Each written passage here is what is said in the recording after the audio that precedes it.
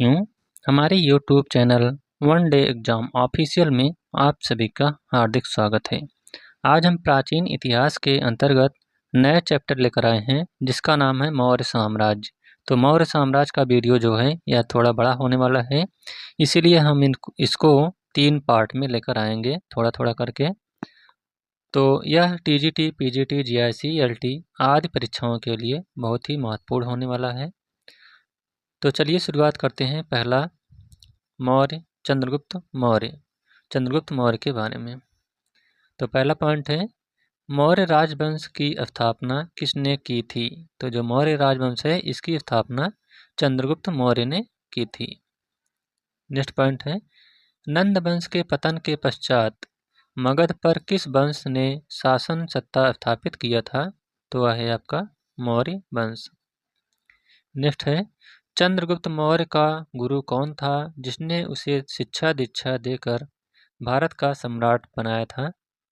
तो वह है चाणक्य। चाणक्य का और नाम है कौटिल्य और विष्णुगुप्त।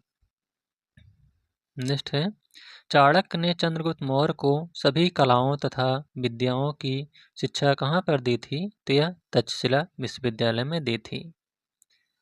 अगला पॉइंट है, चाणक्य ने चंद्रगुप्त मौर्य के किस खेल को खेलते देख कर प्रभावित हुए थे जिसके परिणाम स्वरूप चाणक्य ने चंद्रगुप्त मौर्य को शिकारी से खरीद लिया था? तो वह खेल था राजकीलम का खेल। कितने में खरीदा था? 1000 कारसार्पण में। इसको आप याद रखिएगा। नेक्स्ट पॉइंट है, चंद्रगुप्त मौर्य का राज्यारोहण कब हुआ था? तो जो चंद्रगुप्त मौर्य थे इनका राज्यारोहण 322 ईसा पूर्व में हुआ था। नेक्स्ट है, चंद्रगुप्त मौर्य के साम्राज्य की राजधानी कहाँ पर स्थित थी? तो इसकी राजधानी पाटलिपुत्र में स्थित थी। अगला पॉइंट है, सर्वप्रथम किसने भारत को राजनीतिक स्वरूप से एकबद्ध किया था? तो वह है चंद्रगुप्त मौर्य ने। नेक्स्ट पॉइंट है, भारत का प्रथम ऐतिहासिक सम्राट किसे माना जाता है? तो जो भारत का प्रथम ऐतिहासिक सम्राट है वह चंद्रगुप्त मौर्य को माना जाता है। अब देखते हैं चंद्रगुप्त मौर्य के उत्पत्ति के संदर्भ में विभिन्न मत कौन कौन से हैं। तो किस ग्रंथ में चंद्रगुप्त मौर्य को नंदराज का पुत्र कहा गया है? तो है मुद्रा राक्षस में। नेक्स्ट पॉइंट है, विशाख दत्त कृत मुद्रा राक्षस में चंद्रगुप्त मौर्य को किस वर्ण का माना गया है? तो है वृषल अथवा कुलहीन वंश का। नेक्स्ट है, हेमचंद्र कृत परिशिष्ट पर्वन में चंद्रगुप्त मौर्य को किसका पुत्र बतलाया गया है? तो यह मयूर पोषक की मुखिया की पुत्री का पुत्र बताया गया है। नेक्स्ट पॉइंट है, क्षेमेंद्र कृत बृहत कथा मंजरी तथा सोमदेव कृत कथा सरित सागर में चंद्रगुप्त मौर्य की उत्पत्ति किस वर्ण से की गई है? तो यह शूद्र वर्ण से की गई है। नेक्स्ट पॉइंट है, बौद्ध ग्रंथ महाबोधि वंश में चंद्रगुप्त मौर्य को किस कुल का बतलाया गया है? तो यह राजकुल से बताया गया है। अब देखते हैं चंद्रगुप्त मौर्य के संदर्भ में विदेशी मत कौन कौन से हैं। तो एरियन तथा प्लूटार्क ने चंद्रगुप्त मौर्य की पहचान किस रूप में वर्णित की है? तो एरियन और प्लूटार्क जो हैं ये चंद्रगुप्त मौर्य को एंड्रोकोट्स के रूप में पहचान की है।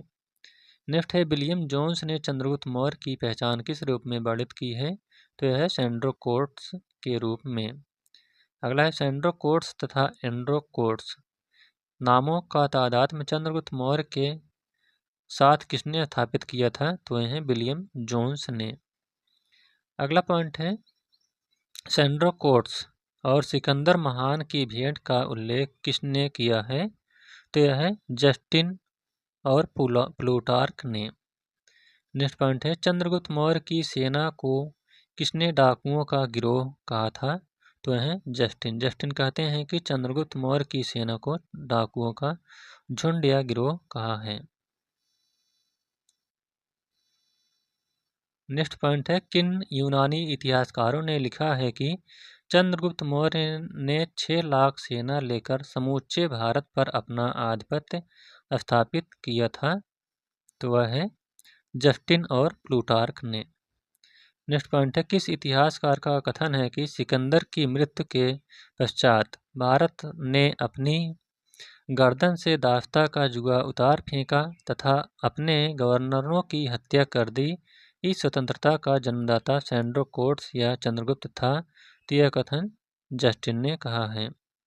अब देखते हैं चंद्रगुप्त मौर्य की उपलब्धियां, कौन कौन सी इनकी उपलब्धियां हैं। तो चाणक्य ने किस कार्य की पूर्ति के लिए चंद्रगुप्त को तैयार किया था, तो वह है कार्य यूनानियों के विदेशी शासन से देश को मुक्त कराना और नंदों के घृणित एवं अत्याचारपूर्ण शासन की समाप्ति करना। अगला पॉइंट है चंद्रगुप्त मौर्य सर्वप्रथम विजय अभियान किस क्षेत्र से प्रारंभ किया था, तो वह है सिंध तथा पंजाब क्षेत्र से। नेक्स्ट पॉइंट है सिंध तथा पंजाब विजय के उपरांत चंद्रगुप्त मौर्य किस क्षेत्र पर आक्रमण किया था, तो वह है मगध पर। अगला पॉइंट है चंद्रगुप्त मौर्य के मगध पर आक्रमण के समय मगध साम्राज्य का शासक कौन था, तो उस समय शासक घनानंद था। अगला है चंद्रगुप्त मौर्य किस नंद वंश को पराजित कर मगध साम्राज्य पर अधिकार कर लिया था, तो वह है घनानंद को। नेक्स्ट पॉइंट किस यूनानी इतिहासकार ने उल्लेख किया है कि सेल्यूकस ने सिंध नदी पार कर चंद्रगुप्त मौर्य से युद्ध किया था, तो वह है एप्पियानस ने। नेक्स्ट पॉइंट सिकंदर के साम्राज्य के पूर्वी भाग के शासक सेल्यूकस की आक्रमणकारी सेना को चंद्रगुप्त मौर्य ने किस वर्ष परास्त किया था, तो वह 305 ईसा पूर्व में। अब देखते हैं चंद्रगुप्त मौर्य तथा सेल्यूकस के मध्य संधि की शर्तें कौन कौन सी थीं। तो पहली जो संधि या शर्त है वह है सेल्यूकस ने चंद्रगुप्त मौर्य को अराकोसिया यानी कंधार, पेरोपनिसडाई यानी काबुल, एरिया अर्थात हेरात तथा जड्रोसिया अर्थात मकरान तट प्रदेश दिए। दूसरा जो है संधि वह है सेल्यूकस ने अपनी पुत्री हेलेना का विवाह चंद्रगुप्त मौर्य से कर दिया। इस प्रथम अंतर्राष्ट्रीय विवाह की संभावना को सर्वप्रथम बेसेंट स्मिथ ने लिपिबद्ध किया था। अगला जो संधि है वह है चंद्रगुप्त मौर्य ने अपनी तरफ से 500 लड़ाकू हाथी सेल्यूकस को उपहार में दिए। अगला है सेल्यूकस ने मेगास्थनीज नामक एक राजदूत को अराकोसिया यानी कंधार से चंद्रगुप्त मौर्य के दरबार में भेजा, जो भारत आने वाला प्रथम विदेशी राजदूत था। अब नोट देखते हैं मुद्रा राक्षस ग्रंथ में चंद्रगुप्त मौर्य के सेल्यूकस से युद्ध तथा हेलेना से विवाह का विवरण मिलता है। कहाँ से? मुद्रा राक्षस में।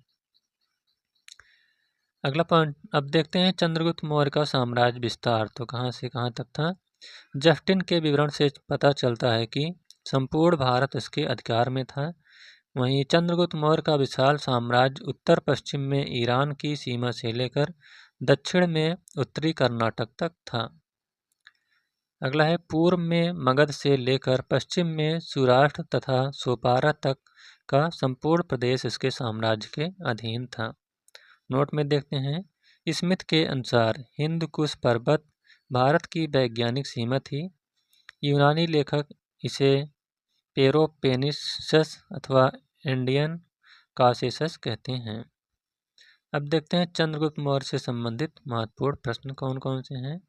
तो पहला पॉइंट है किस मौर्य सम्राट ने दक्कन की विजय प्राप्त की थी, तो वह है चंद्रगुप्त मौर्य ने। नेक्स्ट पॉइंट मालवा गुजरात एवं महाराष्ट्र को किस मौर्य शासक ने पहली बार जीता था, तो वह है चंद्रगुप्त मौर्य ने।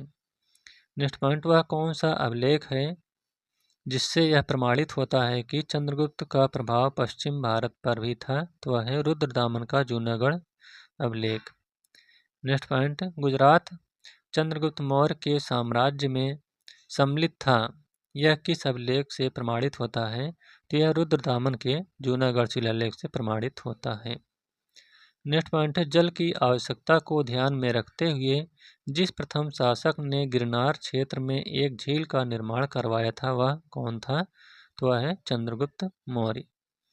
नेक्स्ट पॉइंट है किस अभिलेख से सूचना मिलती है कि चंद्रगुप्त मौर्य ने पश्चिमी भारत में सौराष्ट्र तक का प्रदेश जीतकर अपने प्रत्यक्ष शासन के अंतर्गत कर लिया था, तो वह रुद्रदामन का गिरनार अभिलेख जो कि 150 ईस्वी में प्राप्त हुआ है। अगला है, किस अभिलेख से ज्ञात होता है कि पुष्यगुप्त वैश्य सौराष्ट्र प्रांत का प्रांतपति था? तो यह गिरनार अभिलेख से। नेक्स्ट पॉइंट, चंद्रगुप्त मौर्य का सौराष्ट्र प्रांत का राज्यपाल कौन था? तो वह है पुष्यगुप्त वैश्य। अगला पॉइंट, सौराष्ट्र प्रांत में सुदर्शन झील का निर्माण किसने करवाया था? तो इसका निर्माण पुष्यगुप्त वैश्य ने करवाया था। अगला है, चंद्रगुप्त मौर्य के दक्षिण भारत विजय के संदर्भ में जानकारी कहाँ से प्राप्त होती है? तो यह जानकारी अशोक के अभिलेखों तथा जैन एवं तमिल स्रोतों से प्राप्त होती है। नेक्स्ट पॉइंट है, भारत का वह कौन सा प्रथम साम्राज्य था जिसकी सीमा समुद्र तक बंगाल की खाड़ी से अरब सागर तक विस्तृत थी? तो वह है मौर्य साम्राज्य की। नेक्स्ट पॉइंट है, कौन सी साहित्यिक कृति विस्तार पूर्वक वर्णित करती है कि नंदों को चंद्रगुप्त मौर्य और कौटिल्य ने मिलकर खदेड़ा था? तो वह है विशाखदत्त का मुद्रा राक्षस में। नेक्स्ट पॉइंट है, वह कौन सा मौर्य राजा था जिसने अपने राजमुकुट को त्याग कर जैन धर्म को स्वीकार कर लिया था? तो वह है चंद्रगुप्त मौर्य। नेक्स्ट पॉइंट है, किस विदेशी यात्री ने चंद्रगुप्त मौर्य की राजसभा में प्रवेश किया था? तो यह मेगास्थनीज हैं।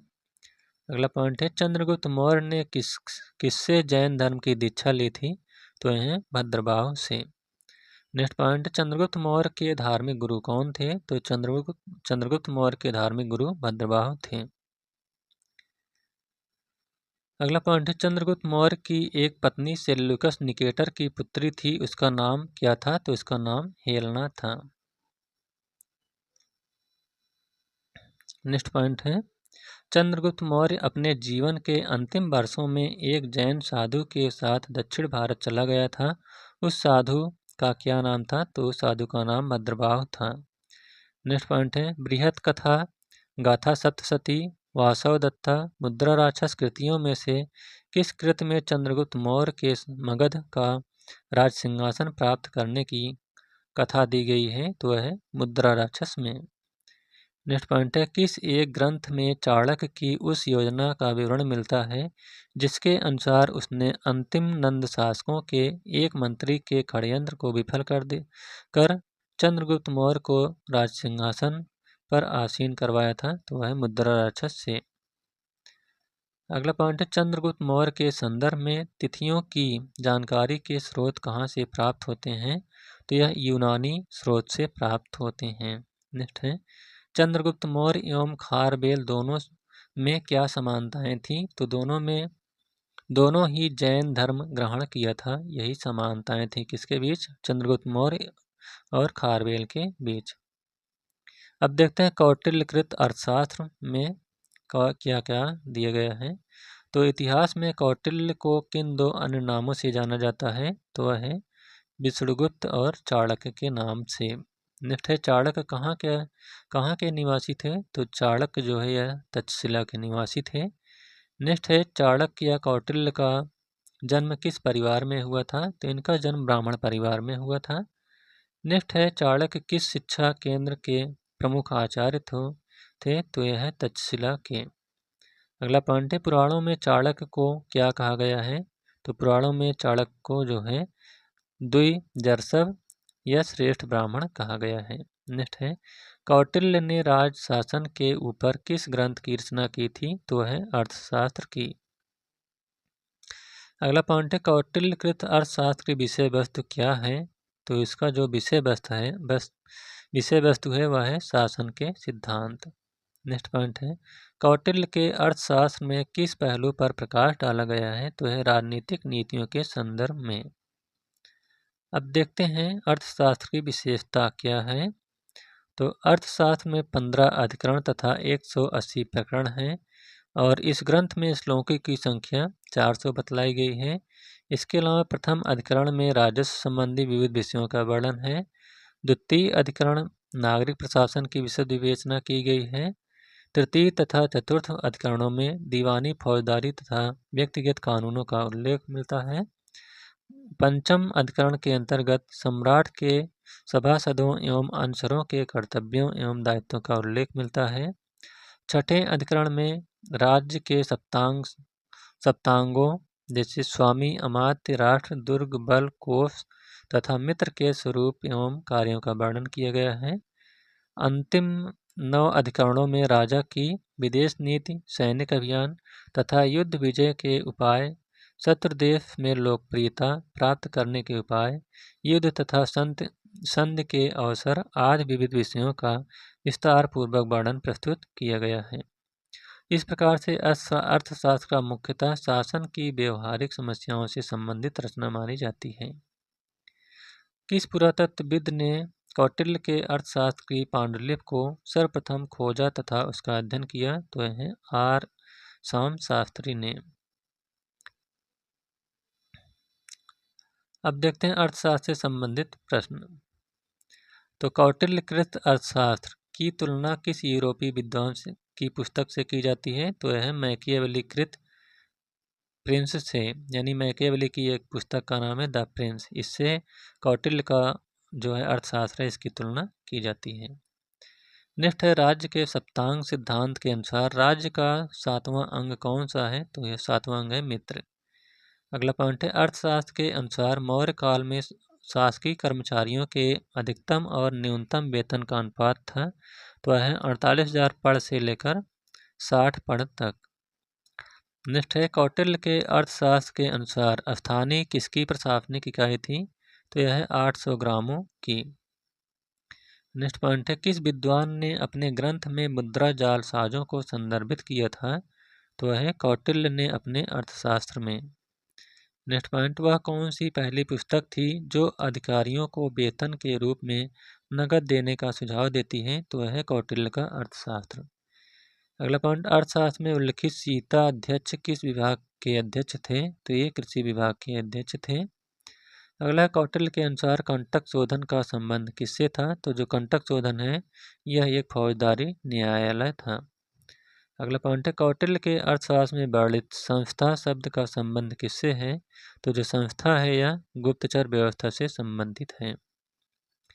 नेक्स्ट पॉइंट है कौटिल्यकृत अर्थशास्त्र के अनुसार राजा की ओर से सिक्के ढलवाने वाले अधिकारी को क्या संज्ञा दी गई है? तो वह है लक्षणाध्यक्ष की। नेक्स्ट पॉइंट है कौटिल्यकृत अर्थशास्त्र में उल्लिखित अंतपाल नामक अधिकारी का क्या कर्तव्य था? तो यह है मार्गों से। नेक्स्ट पॉइंट किस ग्रंथ में चंद्रगुप्त मौर्य की परिषद का उल्लेख किया गया है? तो वह है अर्थशास्त्र में। अगला पॉइंट है किस विद्वान ने अर्थशास्त्र पर टीका लिखी? तो है भट्ट स्वामी। अगला पॉइंट भट्ट स्वामी ने अर्थशास्त्र पर टीका किस नाम से लिखी? तो वह है प्रतिपदा पंचिका के नाम से। नेक्स्ट पॉइंट है अर्थशास्त्र में पूर्व विन्यास से स्पष्टता निर्दिष्ट होता है कि औद्योगिक एवं व्यापारिक वर्गों को कहाँ पर स्थान दिया गया था? तो वह नगर में विशिष्ट स्थान दिया गया था। अगला पॉइंट है कौटिल्य द्वारा प्रयुक्त धर्मस्थी शब्द से क्या तात्पर्य है? तो यह है न्यायालय से। नेक्स्ट पॉइंट अर्थशास्त्र के अनुसार सेना में किस वर्ण के लोग सम्मिलित होने चाहिए? तो इसमें क्षत्रिय, शूद्र, वैश्य और ब्राह्मण को शामिल होना चाहिए। अब देखते हैं कौटिल्य द्वारा राजा के संदर्भ में दिए गए सत्य कथन कौन कौन से हैं। तो जो सत्य कथन है वह है राजा को सर्वशक्तिशाली होना चाहिए, राजा को सर्वशक्तिशाली सेना रखनी चाहिए और जासूसी के लिए राजा को बहुतायत में जासूस रखने चाहिए। अगला कौटिल्य के अर्थशास्त्र में कर संग्रहकर्ता को क्या कहा गया है? तो कर संग्रहकर्ता को समाहर्ता कहा गया है। नेक्स्ट है किसने कहा कि राजा को मंत्रियों से परामर्श लेनी चाहिए, अकेला पहिया नहीं चल सकता? तो यह कथन कौटिल्य का है। नेक्स्ट पॉइंट है अर्थशास्त्र में किसने वर्णित किया है कि मौर्यों के शासनकाल में जहाज रानी पर राज्य का एकाधिकार था? तो वह कौटिल्य ने कहा है। नेक्स्ट पॉइंट अपने ऊपर आश्रित बच्चों एवं पत्नी की समुचित व्यवस्था किए बिना बिच्छु बनने वालों के लिए किसने दंड के विधान की बात की थी? तो वह कौटिल्य ने। नेक्स्ट पॉइंट, कौटिल्य के अर्थशास्त्र में वर्णित प्रलय कर से क्या तात्पर्य है? तो जो प्रलय का कर था यह एक आपात कर था, यानी आपातकाल के समय लिया जाता था। अगला पॉइंट है, कौटिल्य के अनुसार सर्वाधिक ब्याज दर किससे वसूल किया जाता था? तो यह समुद्र मार्ग के व्यापारियों से वसूल किया जाता था। नेक्स्ट पॉइंट है, कौटिल्यकृत अर्थशास्त्र में राजा को परामर्श दिया गया है, तो यह परामर्श जो है सभी के प्रति उदार होना चाहिए, यही परामर्श दिया गया है। नेक्स्ट पॉइंट, कौटिल्य के अर्थशास्त्र में किस विषय के संदर्भ में न्यूनतम जानकारी प्राप्त होती है? तो यह व्यापार मार्ग के संदर्भ में। नेक्स्ट पॉइंट, प्राचीन भारतीय राजनय के संदर्भ में कौटिल्यकृत अर्थशास्त्र में कितने अंगों का उल्लेख किया गया है? तो इसमें 7 अंगों का उल्लेख किया गया है। अब देखते हैं मेगास्थनीज की इंडिका, तो इसमें क्या क्या है। मेगास्थनीज सेल्यूकस निकेटर द्वारा चंद्रगुप्त मौर्य की राजसभा में भेजा गया यूनानी राजदूत था। मेगास्थनीज चंद्रगुप्त मौर्य राजसभा में 304 से लेकर 299 ईसा पूर्व तक रहा। इसके अलावा भारत में रहकर उसने जो देखा सुना उसे इंडिका नामक अपनी पुस्तक में लिपिबद्ध किया। नेक्स्ट है, मेगास्थनीज की इंडिका के अंश उद्धरण यूनानी रोमी लेखक एरियन स्ट्रैबो पिलनी की रचनाओं में मिलते हैं। इसके अलावा मेगास्थनीज के अनुसार भारतीय समाज में 7 वर्ग थे। तो कौन कौन से 7 वर्ग थे? वह दार्शनिक, कृषक, शिकारी, व्यापारी जिसे शिल्पी कहते हैं, योद्धा, निरीक्षक और सभासद रहते थे। नेक्स्ट है, मेगास्थनीज के अनुसार भारतीय यूनानी देवता डियोनेसियस शिव जिसे कहते हैं और हेराक्लीज जिसे कृष्ण कहते हैं की पूजा करते थे। अब देखते हैं पाटलिपुत्र की विशेषता क्या है। तो मेगास्थनीज ने पाटलिपुत्र का वर्णन इस प्रकार किया है कि यह 80 स्टेडिया यानी 16 किलोमीटर लंबा तथा 15 स्टेडिया यानी 3 किलोमीटर चौड़ा था। इसके चारों ओर 180 मीटर चौड़ी तथा 30 हाथ गहरी खाई थी। इसके अलावा जो पाटलिपुत्र की विशेषता है वह नगर के चारों ओर एक ऊंची दीवार से घिरा था जिसमें 64 तोरण द्वार तथा 570 बुर्ज होते थे। नेक्स्ट है, नगर का प्रबंध एक नगर परिषद द्वारा होता था जिसमें 5-5 सदस्यों वाली 6 समितियां कार्य करती थीं। नेक्स्ट है, नगर के मध्य में चंद्रगुप्त का विशाल राजप्रासाद स्थित था। कहाँ था? नगर के मध्य में। नेक्स्ट है, मेगास्थनीज के अनुसार भव्यता और शान शौकत में सूसा तथा एक बतना के राजमहल भी उसकी तुलना नहीं कर सकते थे। अगला, इस प्रकार मेगास्थनीज के विवरण के आधार पर चंद्रगुप्त मौर्य के समय की राजनीतिक, सामाजिक, धार्मिक तथा आर्थिक दशा पर प्रकाश पड़ता है। नोट है, बिहार में पटना यानी पाटलिपुत्र के समीप बुलंदीबाग एवं कुम्भरहार में की गई खुदाई से मौर्य काल के लकड़ी के विशाल भवनों के अवशेष प्रकाश में आए हैं। इन्हें प्रकाश में लाने का श्रेय स्पूनर महोदय को जाता है। किसको? स्पूनर महोदय को। नेक्स्ट पॉइंट है, किस प्राचीन नगर के अवशेष कुम्भरहार स्थल से प्राप्त हुए हैं? तो वह है पाटलिपुत्र से। इसके अलावा जो बुलंदीबाग प्राचीन स्थल का संबंध है वह भी पाटलिपुत्र से है। अब देखते हैं इंडिका से संबंधित कुछ महत्वपूर्ण प्रश्न। तो मेगास्थनीज की पुस्तक का क्या नाम है? तो इनकी पुस्तक का नाम है इंडिका। इसके अलावा इंडिका का लेखक कौन था? तो वह था मेगास्थनीज। नेक्स्ट है, कौन सा स्रोत मौर्यों के नगर प्रशासन का विस्तृत विवरण प्रस्तुत करता है? तो वह है इंडिका। अगला पॉइंट, भारत के बारे में मेगास्थनीज के मौलिक विवरण खो गए हैं, उसके कुछ संस्मरण किसके वृत्तांतों में संरक्षित किए गए हैं? तो यह है एरियन और डियोडोरस के। नेक्स्ट पॉइंट, प्राचीन भारत की यात्रा करने वाले विदेशी यात्रियों में सबसे पहले कौन आया था? तो सबसे पहले मेगास्थनीज आया था। नेक्स्ट पॉइंट, मेगास्थनीज के अनुसार पाटलिपुत्र नगर एक समिति के द्वारा शासित होती थी जिसमें सदस्यों की संख्या कितनी होती थी? तो इसमें सदस्यों की संख्या 30 होती थी। अगला, मेगास्थनीज द्वारा लिखित इंडिका लुप्त हो चुकी है किंतु इसके अंश किन यूनान एवं रोम के लेखकों की कृतियों में बचे हुए हैं? तो यह टेसियस, डायोडोरस, सेल्यूकस और स्ट्रैबो के। अगला पॉइंट है, किस दक्षिण भारतीय राज्य का उल्लेख मेगास्थनीज की इंडिका में है? तो वह है पांड्य राज्य की। अब देखते हैं अगला शासक जो है वह है बिंदुसार, जिसे अमित्रघात के नाम से भी जाना जाता है, और इनका जो समय है वह है 298 ईसा पूर्व से लेकर 273 ईसा पूर्व तक। नेक्स्ट पॉइंट है, चंद्रगुप्त मौर्य के पश्चात साम्राज्य का शासक कौन हुआ था? तो वह है बिंदुसार, जिसे अमित्रघात के नाम से भी जाना जाता है।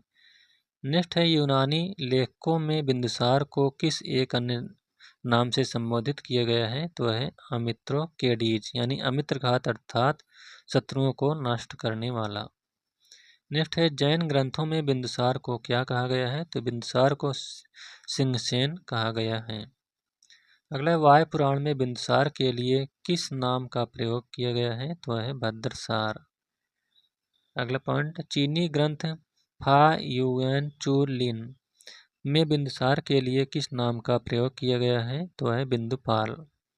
अगला पॉइंट, मौर्य शासक बिंदुसार के समय तक्षशिला में हुए विद्रोह को दबाने के लिए बिंदुसार ने तक्षशिला में किसको भेजा था?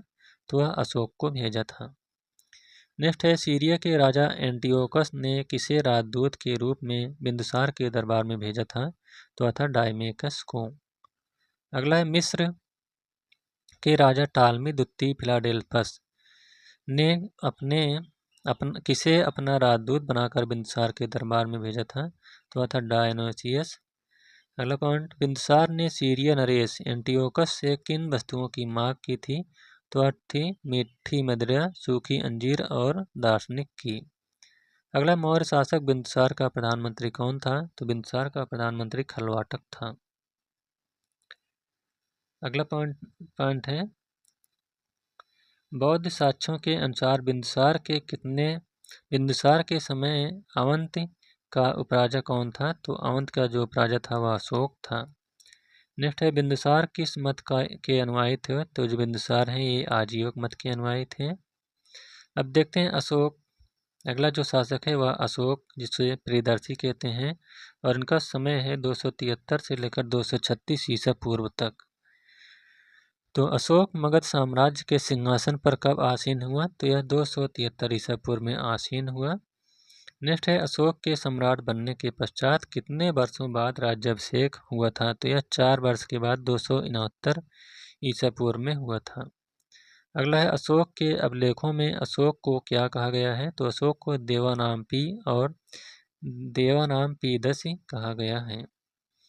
अगला पॉइंट है, देवानाम्पी से क्या तात्पर्य है? तो इसका तात्पर्य है देवताओं का प्रिय या देखने में सुंदर। नेक्स्ट पॉइंट, पुराणों में अशोक के लिए किस शब्द का प्रयोग किया गया है? तो पुराणों में अशोक को अशोकवर्धन कहा गया है। अगला है, अशोक के प्रारंभिक जीवन की जानकारी के मुख्य स्रोत कौन कौन से ग्रंथ हैं? तो है बौद्ध ग्रंथ। अगला पॉइंट, अशोक के पिता का क्या नाम है? तो अशोक के पिता का नाम बिंदुसार है। वहीं अशोक की माता की बात करें तो इनकी माता का नाम सुभद्रांगी था। अगला पॉइंट है, अशोक का जन्म कब हुआ था? तो अशोक का जन्म 304 ईसा पूर्व में कहाँ पर हुआ था? पाटलिपुत्र में। अगला पॉइंट, अशोक को किस एक अन्य नाम से भी जाना जाता है? तो अशोक का एक अन्य नाम था चंडाशोक, जिसे निर्दयी अशोक कहते हैं। अशोक के पुत्र महेंद्र तथा पुत्री संघमित्रा की माता का क्या नाम था? तो उनकी माता का नाम था महादेवी। वहीं अशोक के पुत्र कुणाल की माता का नाम था पद्मावती। अगला पॉइंट है, अशोक के अभिलेखों में उसकी किस पत्नी के नाम का उल्लेख मिलता है? तो है कारुआकी की। अगला पॉइंट है, रानी कारुआकी के पुत्र का क्या नाम था? तो उनके पुत्र का नाम तीवर था। अगला पॉइंट है, अशोक के अभिलेखों में उसके किस पुत्र के नाम का उल्लेख मिलता है? तो वह उल्लेख तीवर का मिलता है। अगला है, कल्हड़ कृत राजतरंगड़ी में अशोक के किस पुत्र के नाम का विवरण मिलता है? तो वह है जालौक का। अब देखते हैं अशोक का कलिंग अभियान। तो अशोक ने अपने राज्याभिषेक के कितने वर्षों बाद कलिंग से युद्ध किया था? तो यह 8वें वर्ष यानी 261 ईसा पूर्व में कलिंग पर आक्रमण किया था। अगला है कौटिल्य के विवरण से कलिंग के विषय में क्या सूचना मिलती है। तो यह कलिंग सूती वस्त्रों तथा हाथियों के लिए प्रसिद्ध था, इसकी सूचना मिलती है। अगला है सम्राट अशोक अपने शासनकाल में एकमात्र युद्ध लड़ा था, वह कौन सा युद्ध था। तो वह था कलिंग का युद्ध। अगला है कलिंग युद्ध का विवरण अशोक के किस शिलालेख में मिलता है। तो यह 13वें शिलालेख में मिलता है। नेक्स्ट पॉइंट है कलिंग विजयोपरांत मगध साम्राज्य का प्रांत बना लिया गया था। तत्पश्चात इसके दो अधीनस्थ प्रशासनिक केंद्र कहाँ पर स्थापित किए गए थे। तो यह पहला था उत्तरी केंद्र जिसकी राजधानी तोसली थी, और दूसरा केंद्र दक्षिणी केंद्र जिसकी राजधानी जौगढ़ थी। नेक्स्ट है कलिंग युद्ध के पश्चात अशोक ने भेरी घोष की नीति त्याग कर किस नीति का अनुसरण किया था। तो वह है धम्मघोष का। अब देखते हैं अशोक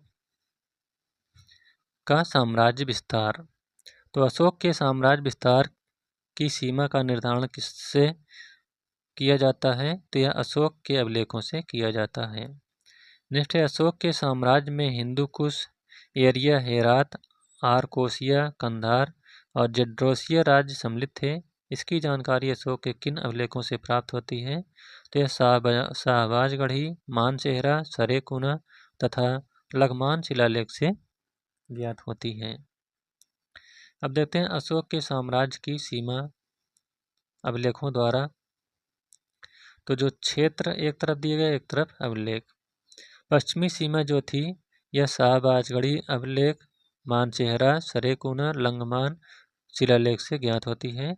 उत्तरी सीमा यानी हिमालय क्षेत्र की जानकारी कालची, देहरादून अभिलेख से तथा रुम्मिनदेई एवं निगलीवा के स्तंभलेखों से प्राप्त होती है। वहीं दक्षिणी सीमा ब्रह्मगिरी, मास्की, जटिंग, रामेश्वरम, सिद्धपुर शिलालेख से प्राप्त होती है। इसके अलावा जो पश्चिमी सीमा है वह सोपारा शिलालेख से, गिरनार गुजरात जो है यह जूनागढ़ अभिलेख से, और उड़ीसा का क्षेत्र यह धौली जौगढ़ शिलालेख से प्राप्त होती है। अब देखते हैं नोट क्या है। अशोक के द्वितीय शिलालेख से अशोक के दक्षिणी सीमा पर स्थित राज्य थे कौन कौन से। चोल, पांड्य, सतीपुत्र, केरलपुत्र और ताम्रपड़ि।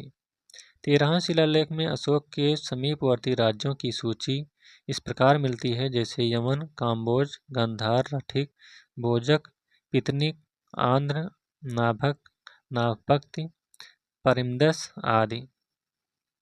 अब देखते हैं अशोक की परराष्ट्र नीति कौन कौन सी है। तो अशोक के राज दरबार में किस मिस्र शासक ने अपना राजदूत भेजा था। तो है टालमी फिलाडेल्फस ने। नेक्स्ट है सम्राट अशोक अपने किस शिलालेख में राजत्व संबंधी विचार व्यक्त किया है। तो यह 6ठे शिलालेख में। नेक्स्ट पॉइंट सर्वलोकहित मेरा कर्तव्य है, सर्वलोकहित से बढ़कर कोई दूसरा कर्म नहीं है।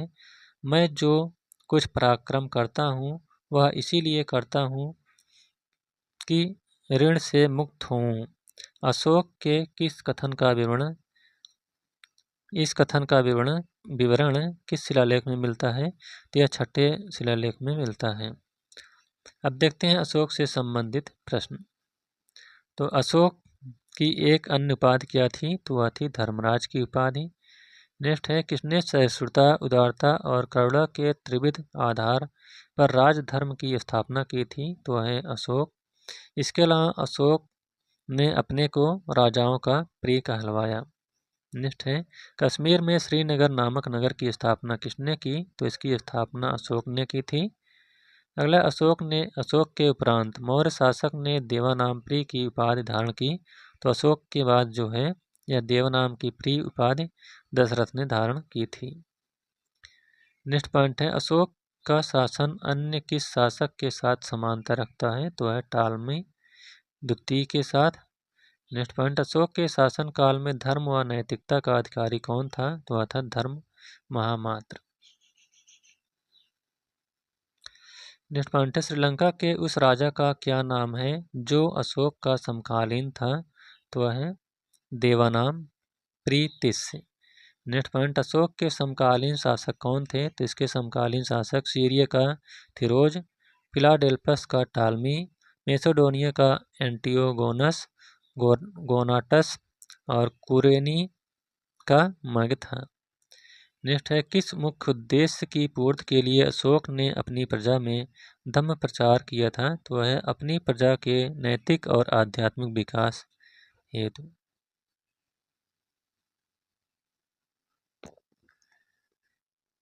आइए अब देखते हैं अशोक का बौद्ध धर्म। तो सिंहल बौद्ध ग्रंथ दीपवंश एवं महावंश के अनुसार अशोक शासन के कितने वर्ष बाद बौद्ध धर्म में दीक्षा ली थी? तो यह है 4 वर्ष के बाद। नेक्स्ट पॉइंट, बौद्ध ग्रंथ दीपवंश महावंश के अनुसार अशोक को किसने बौद्ध धर्म में दीक्षित किया था? तो वह निग्रोध नामक एक 7 वर्षीय बौद्ध भिक्षु ने।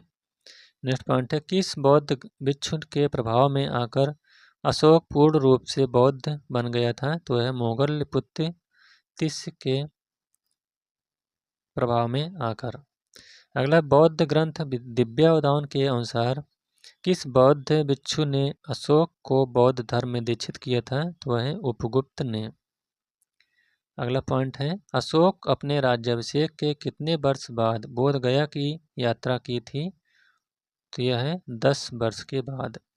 नेक्स्ट है, बौद्ध धर्म ग्रहण कर लेने के पश्चात अशोक के जीवन में क्या परिवर्तन हुए थे? तो इसमें अहिंसा तथा सदाचार का पालन करना, मांस भक्षण त्याग दिया।